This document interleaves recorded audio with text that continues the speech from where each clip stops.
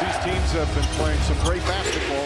Okay, Julius Randle. Randle's got it cooking right now. We didn't panic, obviously, in the struggles in the first half. Once we knew that we stuck with it, they would eventually fall, and they did. You think you're in the game, and then all of a sudden, it's blowout city.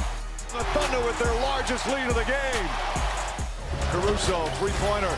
Bang! That's a 7, not bad, not first to one, and we know that. A lot more work to do. Well, well, well, today's the day. Hello, everybody. Welcome in. As you can see, it's a Mad Dog Wednesday. Hello there, Molly. Caruso is in the building. We got our guys in OKC, SA, Big Perk. I heard you're the mayor of the town. Good to see you both. A little long with that Stephen A. Open. I think it's great. A little long. He's excited. He's excited about the Knicks tonight. I'm proud that he has on a different blazer today, so I give Doggy credit. Molly looking like a school teacher this morning. I love the look. Molly. And you sitting up there with your hands folded like you a student. But you all sit next to me, I understand. Let's go, Molly. Let's go. Class is in session. Let's go. All right, so as they've done throughout these playoffs, Oklahoma City's depth proved to be too much. The Thunder rode a 2-0 run to open up an 11-point third-quarter advantage en route to a runaway 114-88 win. Wow. Shai Gilgeous-Alexander struggled early but finished with 31 points and 9 assists. Okay, SA, here's what I want to know from you. Was this OKC blowout of Minnesota something or nothing?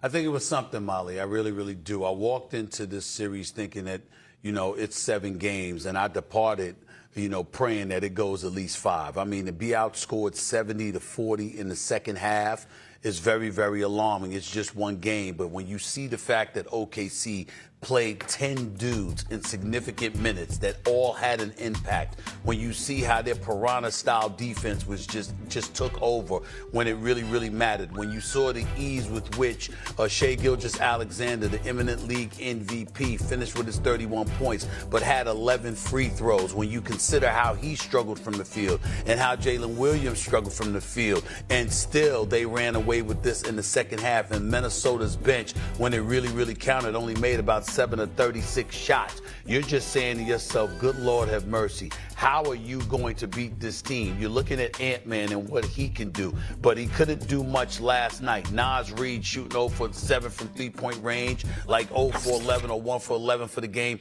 I'm just looking at the personnel or the absence thereof compared to OKC's depth and their defensive tenacity. And I'm asking myself, how is Minnesota going to make a series out of this? I'm not there yet definitively, but it was very alarming for me to see such a lopsided contest in that second half. Well, when you go 15 of 51 from 3, that's a major problem. And they couldn't make a 3-point shot if their life depended on it. Obviously, DiVincenzo and Reed did not shoot the ball well. I'm with Steve 100%, though. This would be a little alarming for me, too. Now, I thought Oklahoma City 6.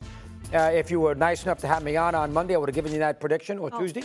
But I thought 6, so I'll stick to that. But I thought OKC was primed to be picked off last night. A tough turnaround from that Denver Game 7. Played 2 days later. Minnesota should have had a bigger lead at the half than they did. It's only 48-44. They were up by 7 or 8 points in the first half, and OKC had not played well. SGA had not played well. And Minnesota kind of let them hang around and got too close at the half. And as Steve said, whatever it was 70-40, Steve, in the second half, they got blown out. So I'm with Steve 100%. Yes. I think this is something here. Now, remember, OKC lost that first game to Denver and bounced back. But here's what I would say quickly before Perk chimes in. OKC, to me, I think they've blown a lot in the last couple series. Forget Memphis, but they were in big trouble against Denver 3 or 4 times for a young team. Lost game 1. Lost game 3 in overtime. Down 9 in game 4 in the fourth quarter. Could have easily lost game 5 and had to play a 7th game. And down 21-10 in that first quarter in game 7.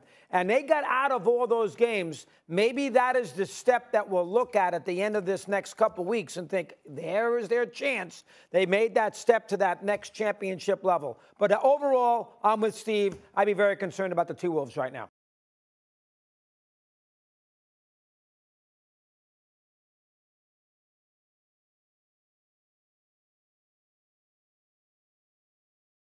Big Perk? What did I tell you yesterday on Countdown? You said a lot. I said a lot, but the one thing I told you to start off the show. They needed this game. I said it was a must-win game for the Minnesota Timberwolves because you got OKC emotional coming off a tough 7-game series against the Denver Nuggets, emotionally and physically, and you've been resting for 5 days preparing for this moment. And I also told USA on Countdown that Anthony Edwards, we don't need Anthony Edwards to be Anthony Edwards. You need him to be Ant-Man in this series. And I get it. It's hard to get to the paint. It's hard to get your shots off when you're dealing with a team that have a bunch of dogs and everybody on that team could play defense at a high level, especially in isolation. But you know the one thing that Anthony Edwards don't do at a high level is get to the free throw line. People can complain all they want about SGA and Big Body Brunson getting to the free throw line, but I remember at one point in time, we used to applaud Michael Jordan, Kobe Bryant, Paul Pierce, Tim Duncan for getting to the free throw line, right? Putting pressure not only on the opponent, but the officials. So I'm looking at Anthony Edwards in this series. He has to be special. Like the 27 points he's been averaging, that's not going to cut the mustard. He got to average 35 to 40 for them to even stand a chance against the Oklahoma City Thunder. To be honest, look, the Minnesota Timberwolves are going to get a game, but this is not going past 6 games. I got to tell you this. You know what I found myself thinking about last night, Doggy, Big Perk, Molly? Yeah. I had to do an event months ago. I was hosting an event with Irvin Magic Johnson. And it was around that time, if you remember, when Ant-Man had said that, you know, other than Michael Jordan, he didn't really think. I think it was other than Michael Jordan or Kobe. He really didn't think that there was any players from the past talented that, you know, could compare to today's player or whatever. And it was a blasphemous statement, of course.